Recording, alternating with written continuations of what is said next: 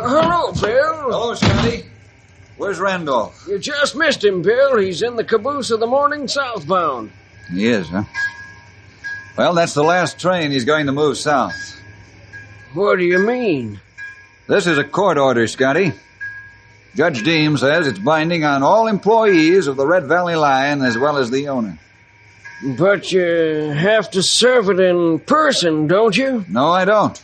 Not the way it's worded. I'll leave the order with you, Scotty. I'll let Randolph get away with the train he's running through now, but no more, you understand? Bill, believe me, there won't be another drive-wheel turn until this whole thing is settled. Good, Scotty. I wish your boss had the same cooperative spirit. When'll he be back? Oh, probably around midnight. Why? I want to see him.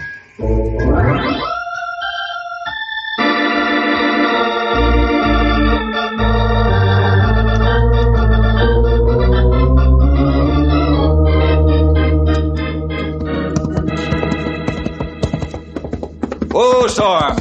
Whoa, big boy. Oh, well, I guess the court order did the trick, Bill. Thompson hasn't let another train leave the yard since this morning. That's good news, Ralph. I didn't like to take such drastic action, but the man wouldn't listen to reason. If he ain't gonna run no more firebug trains, we might as well go home. Yeah, that's why he came out here. Let's call it a day and head for town. That's plenty a good idea. It's plenty hot and muggy out here.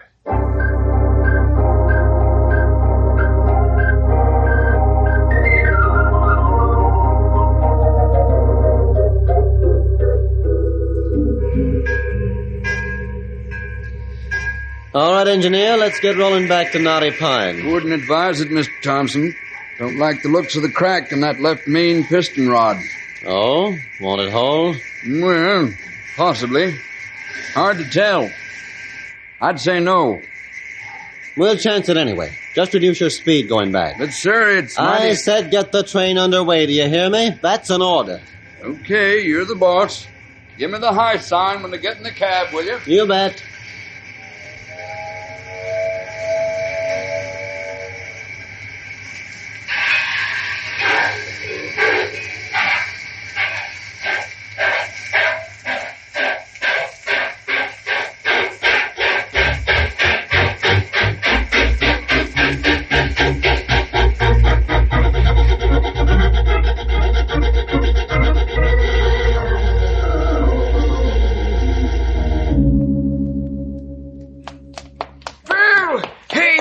Hello, Scotty.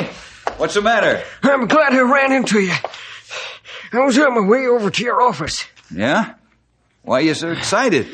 I couldn't get a hold of Randolph at the other end of the South Run. What do we do now? Oh, just wait until he returns. That's all you can do. Do you think he'll bring the freight back here or return the other way? You said I was bringing the freight back. Okay. You'll just have to wait and be ready in case of trouble.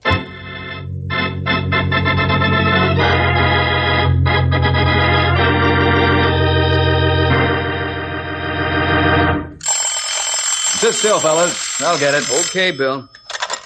Ranger headquarters, Bill speaking. Bill, this is Tom. I'm reporting a fire starting along the Red Valley tracks. Along the Red Valley tracks? 3 miles below the pass. Thompson ran another train back from the south, huh? Did you notice it? Couldn't tell, Bill. The trees are too high and it's getting dark. Okay, Tom. We're on our way. Again? Yeah. We got a fire to fight. Let's roll, boys. We'll take care of Thompson later.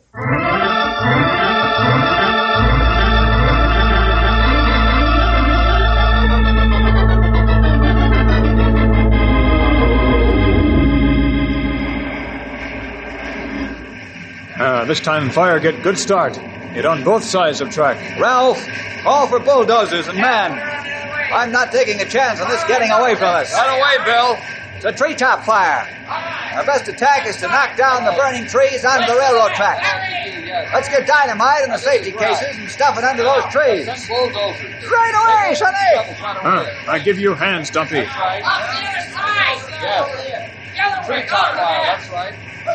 As soon as you can, that's it. That's right, bulldozers. I got the dynamite all set, Bill. Fine, Stumpy. Ralph, set up flares on the tracks. Grey Wolf, Let's get after those big trees and blow them down. I'm ready to go. We get going. Good thing there's not much wind. No time to waste.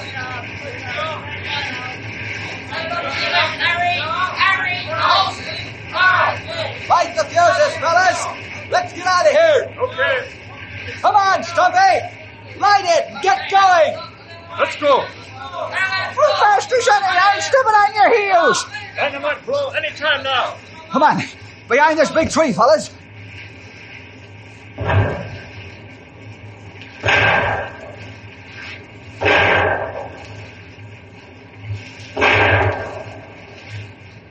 Good job, fellas. It's a good thing we can use the railroad right-of-way as a fire lane.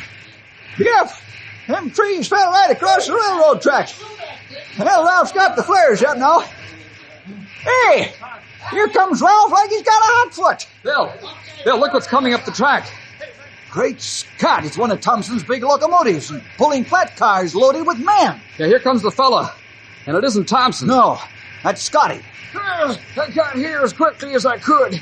I brought all the men I could get my hands on, including the yard crews. Oh, that's fine, Scotty. We'll need them. Grey Wolf, Stumpy, Ralph, divide the men and get after that fire. More help is on the way. Right. I'll be with you in a minute. Okay. Bill, I'm terribly sorry about this. I knew Randolph would get into trouble by not doing what he should. What do you mean, Scotty? His train standing on the sideway at the 10-mile grade. Yeah? He and the boys were looking at the drive wheels on the engine. Something's wrong with the old clunker, but I didn't take time to find out. Well, now we've got real proof on Randolph. That's why I kept going and trying to offset some of the damage he's done. How'd you know there was a fire? I could see it from the dispatcher's tower. Well, I'd better general this fire. Come on, Scotty. We'll get to work. We've got to save the giant pines.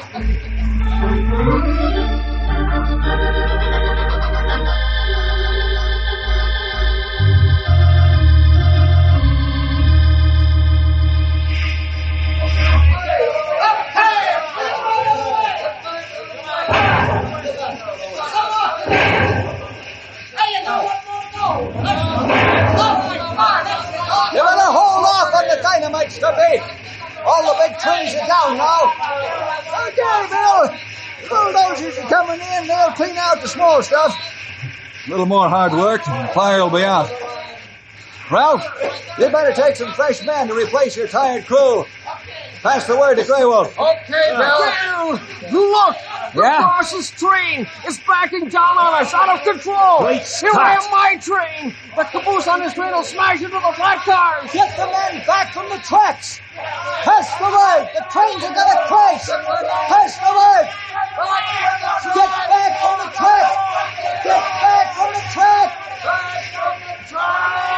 They're going back, Bill. Yeah, just in time, Stumpy. Here comes the freight, and she's going to smash.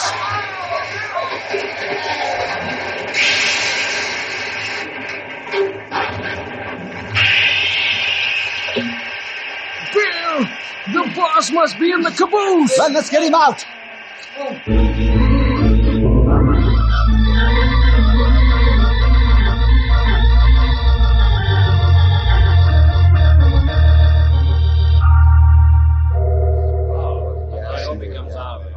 How's Thompson feeling now, Bill?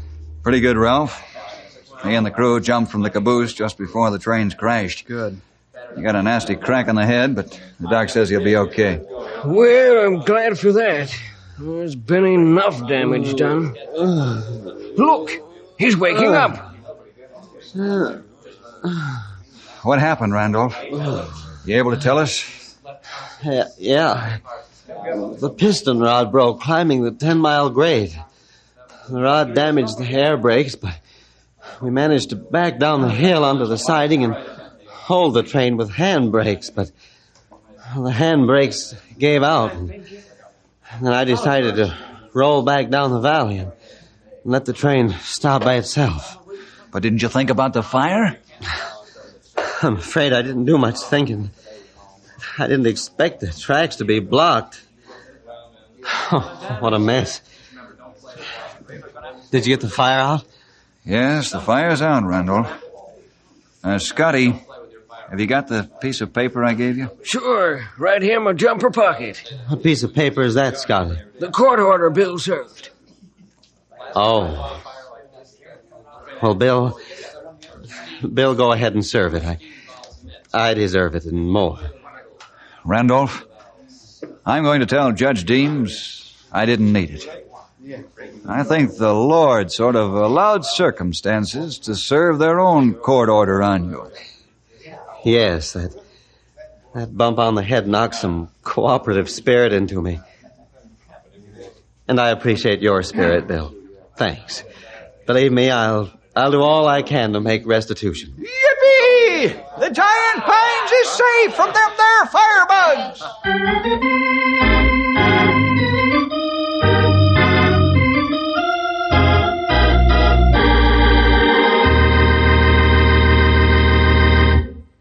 Well, Bill and the boys, with the Lord's help, finally got Randolph into a cooperative mood, even though it took a bump on the head.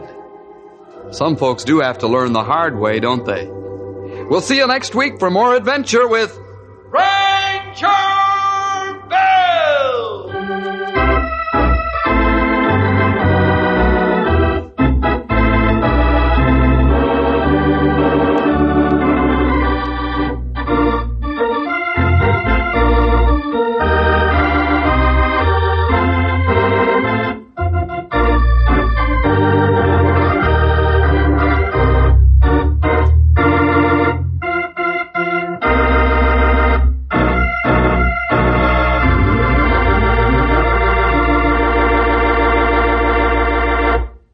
Howdy, this is Stumpy Jenkins, Ranger Bill's old sidekick, as I guess you all know.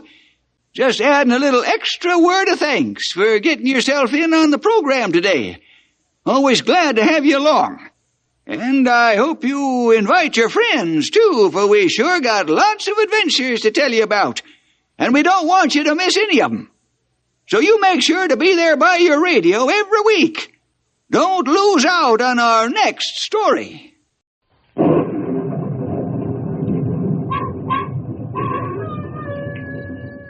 Ranger Bill, warrior of the woodland. Ranger Bill, warrior of the woodland, struggling against extreme odds, traveling dangerous trails, fighting the many enemies of nature. This is the job of the guardian of the forest, Ranger Bill. Pouring rain, freezing cold, blistering heat, snow, floods, bears, rattlesnakes, mountain lions. Yes, all this in exchange for the satisfaction and pride of a job well done.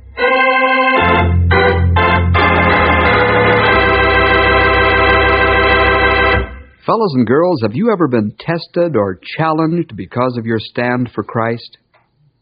Do you think you could stand up under real persecution fire? Of course, that's a question that can only be answered by each individual. It's a question that Ted Sloan had to answer. Could he take all the ribbing and ridicule that was handed to him because he made a solid stand for the Lord? Or would he collapse under it and ruin his witness? Listen to the story, If the Lord is for us, who can be against us? Right now, Ted's at Ranger headquarters visiting Henry. Ted is home on furlough from the Army. He and Henry are talking over old times together. Let's drop over and find out what the two young fellows are chatting about. Boy, oh boy, you sure look sharp in your uniform, Ted. Well, Henry, I can't wear Sloppy Joe sweaters anymore like I used to. Well, how does it feel to be home? Oh, just wonderful. Nice to walk around all the old places again and think of the good old days. Hey, Bill, you're just in time. Look who's here.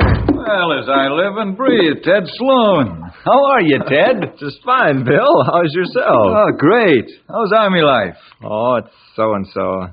Some of it's good and some not so good. That's the way I found it, too, Ted. Oh, didn't know you were in the service, Bill. Yeah, almost 4 years. That's funny. I took it for granted that you were always a ranger, I guess. Well, Bill was a Navy medic, Ted. He spent a lot of time on detached duty with the Marines. Well, how about that? A fellow learns something new every day. That's right, Ted. Say, I've got to unsaddle Storm and bed him down for the night. I'll be back to chin with you fellas in about 15 minutes. Hey, Bill, what do you say I call Mom and find out if she's got an extra